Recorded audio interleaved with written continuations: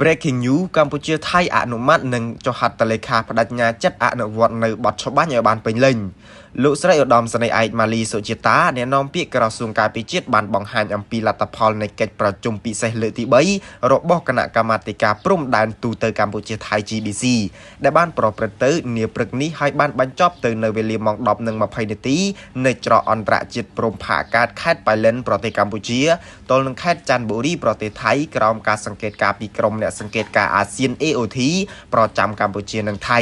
ដែលដឹកនាំដោយអាយដាមនាយឧត្តមសេនីយ៍ទាសីហាឧបនាយករដ្ឋមន្ត្រីក្រសួងការពារជាតិកម្ពុជានិងអាយដាមណត្តភូណាផានិតរដ្ឋមន្ត្រីក្រសួងការពារជាតិថៃលោកស្រីបញ្ជាក់ថាកិច្ចប្រជុំពិសេសលើកទី3របស់គណៈកម្មាធិការព្រំដែនទូតកម្ពុជាថៃ GBC